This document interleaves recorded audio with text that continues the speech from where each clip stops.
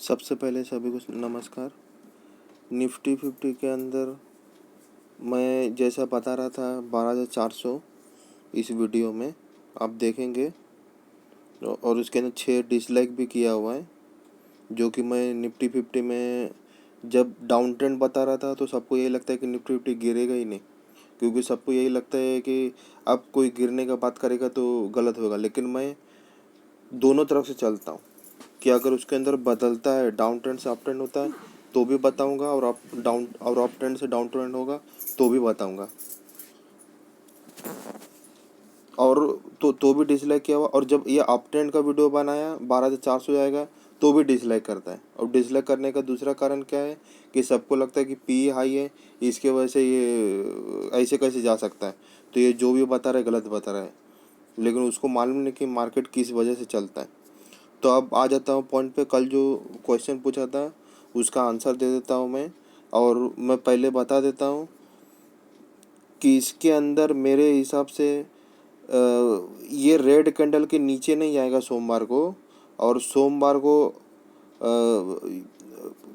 11,800 पे ओपनिंग होगा और थोड़ा सा ऊपर जाने के बाद नीचे आ जाएगा, लेकिन इस लाल कैंडल के नीचे क्लोजिंग नहीं देगा। ये जो लाल कैंडल है इस लाल कैंडल के नीचे क्लोजिंग नहीं देगा मेरे हिसाब से। और फिर उसके बाद अप ट्रेंड हो जाएगा, और अप ट्रेंड होने के लिए उसको 12,300 तक जा सकता है। उससे ज़्यादा जाने का उम्मीद बहुत कम लग रहा है। और बीच में जो 22 तारीख को कुछ न्यूज भी है स्टिमुलस पैकेज का, तो भी मेरे हिसाब से 12,300 तक जाना चाहिए मार्केट को। अगला सप्ताह पूरा शुक्रवार तक 12,300 तक जाना चाहिए, पूरा का पूरा क्लोजिंग देगा, मुझे ऐसा लगता है। फिर उसके बाद जो पुट कॉल रेशियो का भी मैं अभी थोड़ा बहुत देख रहा हूँ, सीख रहा हूँ, अभी स्टार्टिंग है।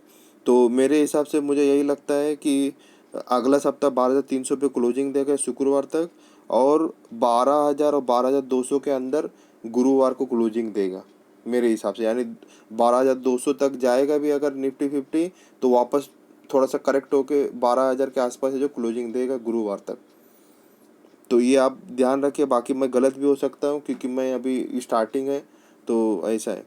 तो ये अगला सप्ताह 12,300 तक जाएगा, और उसका अगला सप्ताह मार्केट गिरेगा, और गिर के पूरा 12,000 के नीचे क्लोजिंग देगा मेरे हिसाब से। बाकी इन लोग क्या है, हमेशा गेम चेंज भी करते रहता है ऊपर नीचे, और न्यूज़ भी आते रहते हैं, तो उस समय न्यूज़ के समय फिर से देखना रहता है, तो थोड़ा ध्यानपूर्वक रहे। और कुछ लोगों का सवाल भी था जी सिनेमा ये सब का, तो मैं एक वीडियो और बना दूंगा उसके लिए अलग से, अलग अलग स्टॉक का। आपको अगर पूछना रहेगा तो पूछ सकते हो, सब स्टॉक का एक ही साथ मैं बता दूंगा। और अभी निफ्टी 50 में मेरे हिसाब से किसी भी प्रकार का बाइंग नहीं करना, क्योंकि जिस तरह से मैं रिलायंस बता रहा हूँ डाउन ट्रेंड है, तो वैसे ही निफ्टी 50 भी सॉफ्टवेयर है जो लॉन्ग टर्म का डाउन ट्रेंड हो गया है। और उसके अंदर स्विंग ट्रेडिंग में अभी एक लेग बचा हुआ है, और वही 12,300 का अंतिम लेग दिख रहा है।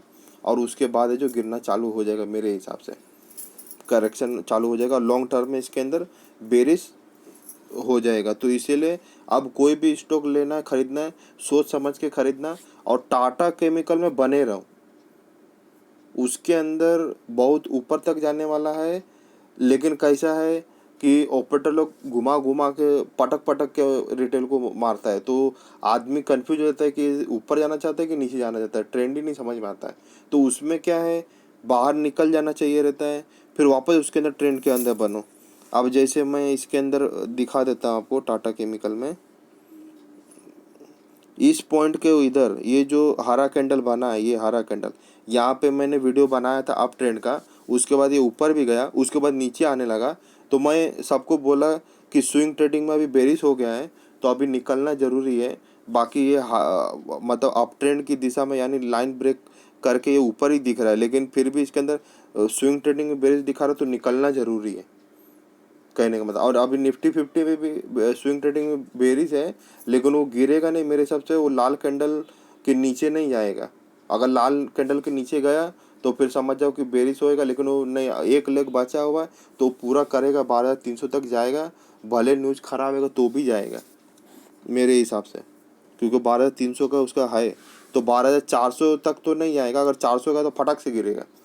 तो 12,250 के यहाँ से रेड जोन में जाना चालू हो जाएगा निफ्टी 50। मेरे हिसाब से मैं गलत भी हो सकता हूँ, नहीं तो आप बोले कि नहीं ऐसा हो ही जाएगा, क्योंकि स्टॉक मार्केट में हर समय देखना रहता है इन लोगों को न्यूज ये सब। तो ये इस कैंडल पे टाटा केमिकल में इस कैंडल पे बोला था बाय के लिए, तो बाद में गिरने लगा। तो आप देख सकते हो कि 335 से 280 तक चले गया।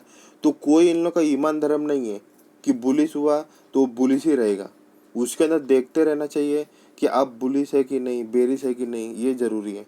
नहीं तो क्या है, प्रॉफिट होने से पहले नुकसान हो जाएगा, उसके बाद आपको जो फिर हिम्मत ही नहीं रहेगा लेने का। और रिलायंस में भी यही बोल रहा हूँ कि वो 1900-1800 तक आराम से जाएगा, 1900 तक तो आराम से जाएगा, बाद में क्या गिरने लगेगा। अभी सब लोग रिलायंस में क्या बोल रहा है कि ये अच्छा है वो है, सब बायर्स को एक्टिव कर रहा है, रिटेल को। हर यूट्यूब चैनल में यही सुनाई दे रहा है, जो कि वो गलत है। सब लोग खरीदेगा और फिर नीचे गिरेगा, तो फिर सब लोग क्या बोलेगा कि रिलायंस है जो फिर बहुत ऊपर आ गया तो अब ये गिरेगा, और फिर बाद में आप लोग पैनिक होकर निकल जाओगे, फिर लॉस करके निकलोगे, ऐसा हो जाएगा। तो इसके लिए उसका सही समय खरीदना ज़रूरी है। अब जैसे मैं बताया भी था पहले कि बारिश होगा तो उसी समय धान का उपज होता है, गर्मी के मौसम में नहीं होता है। गर्मी के मौसम में गेहूँ होता है। मैं खेती नहीं करता हूँ, लेकिन फिर भी थोड़ा बहुत जानकारी है। तो उसी प्रकार मार्केट के अंदर भी है कि आपको अब जैसे यहाँ पे जो मैंने एग्जिट बोला, फिर वापस, और यहाँ पर भी मैंने बाय बोला, ऊपर भी गया, फिर इस पॉइंट पे मैंने फिर से बाय बोला, मतलब इस पॉइंट पे थोड़ा ऊपर। तो थोड़ा ऊपर भाव पे ले लो, वो परवड़ेगा। लेकिन नीचे में करोगे तो और गिरता है। अभी भारतीय एयरटेल का क्या हुआ, मैं कल अभी वापस एक वीडियो बनाऊंगा, उसमें बताऊंगा।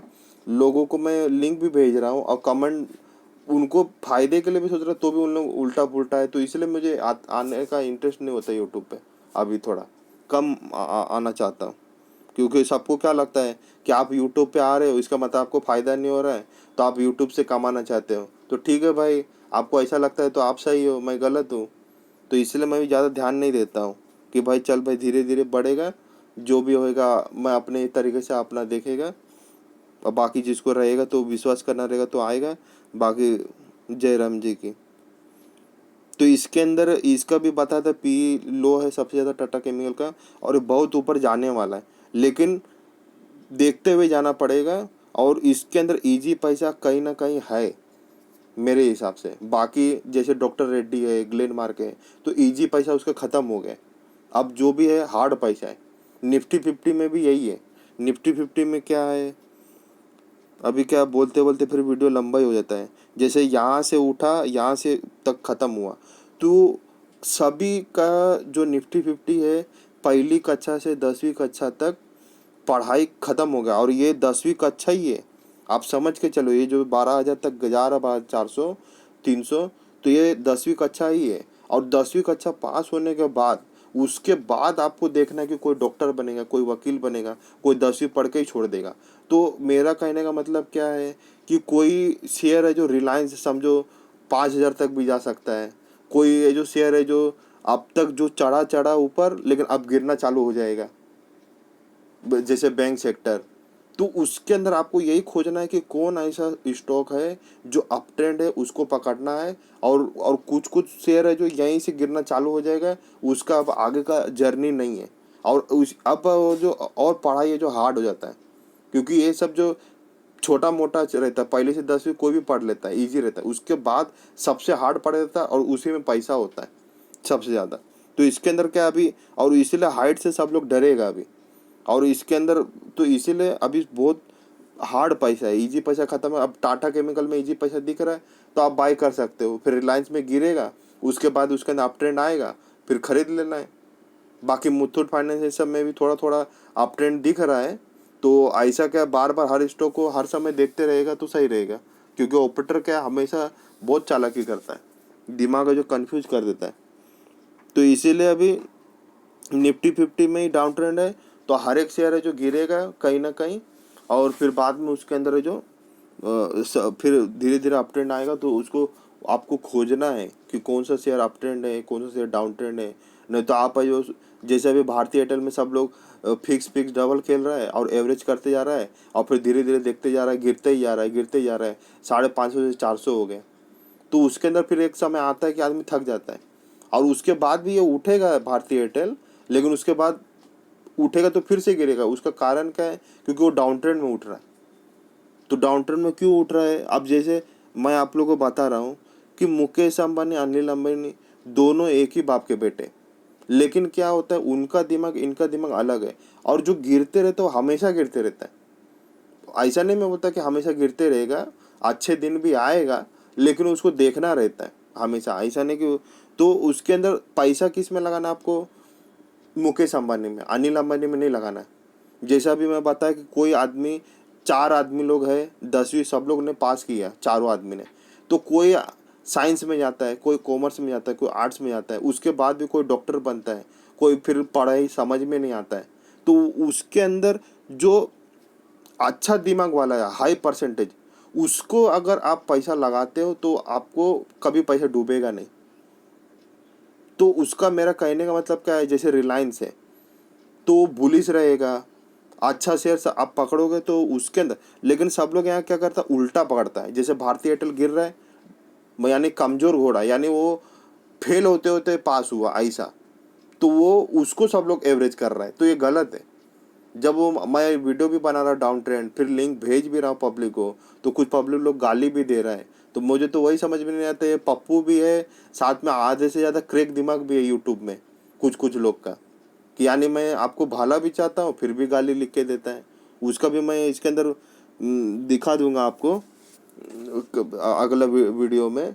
तो ऐसा है, तो इसमें फिर और बताने का इंटरेस्ट भी नहीं आता है कि क्या इन लोगों को बताने का। यानी बोलता हूँ सीधा बात करो, अगर कुछ गलत लिखेगा तो चलेगा, लेकिन गाली वाली देने का क्या जरूरत है? आपको तो ऐसा बोला नहीं कि हाँ भाई कॉल करके कि आप खरीदो और कुछ हो गया, ना मिलना ना जुलना, सीधा गाली देना, कहने का मतलब।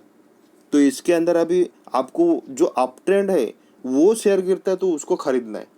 कहने का मतलब जो 10वीं में 90% से पास हुआ है, उसके अंदर आप लाख रुपए इन्वेस्ट करोगे तो वो डॉक्टर 100% बन के निकलेगा। लेकिन जो 10वीं में 30% 40% पास हुआ है तो वो डॉक्टर नहीं बन पाएगा, वकील भी नहीं बन पाएगा, वो छोटा मोटा 10-20 हज़ार का नौकरी करेगा।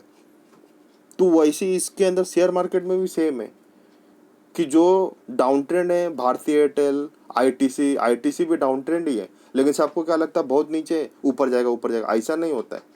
उसके अंदर अभी भी प्रॉब्लम है। यस बैंक का भी यही हुआ था, 400 से आज तक गिरते ही जा रहा है और गिरते ही जा रहा है। तो प्रॉब्लम उसके अंदर क्या है कि वो फेल हमेशा होएगा, और उसके अंदर आप पैसा लगाओगे तो हमेशा डूबेगा। जो अप ट्रेंड है और हमेशा पास होते जाता है तो आपका पैसा कभी नहीं डूबेगा। ये मेरा स्ट्रेटेजी है, और आपको मैं जो बता रहा हूँ किसी भी यूट्यूब चैनल में नहीं मिलेगा। डायरेक्ट मैं बोलता हूँ, मेरा जितना भी वीडियो है, और मेरे पास इतना सारा वीडियो बनाने के लिए है कि मैं कम से कम हर दिन 1-1 घंटा आधा आधा घंटा का वीडियो बना दूँ। लेकिन मेरे को मालूम है कि यहाँ पे जो वीडियो कोई ज़्यादा देखता नहीं है, थोड़ा बहुत देगा, सिर्फ यही देखता है कि इस वीडियो में कौन सा शेयर भागने वाला है, उसके अंदर कूदा कूदी चालू हो जाता है, बाकी फिर सुनना ही नहीं है। क्योंकि मैं अभी कल वीडियो बनाया, उसके अंदर क्वेश्चन भी पूछा, लेकिन कौन से क्वेश्चन का 1-2 आदमी ने आंसर दिया, जो बोला कि पहले 11,000 का फिर 12,500, तो उन्होंने खाली आंसर दिया। बाकी सब तो यही चाहता है कि स्टॉक कोई बता दे, जल्दी से अमीर बन जाओ। तो जब तक बेसिक जानकारी नहीं सीखोगे, ABCD नहीं सीखोगे, तो आगे का बढ़ोगे ही नहीं। और ऊपर से कुछ पप्पू लोग तो अलग सर खा जाते हैं। और उस और ये ठीक है, बाकी का वीडियो अगला वीडियो बनाऊंगा मैं।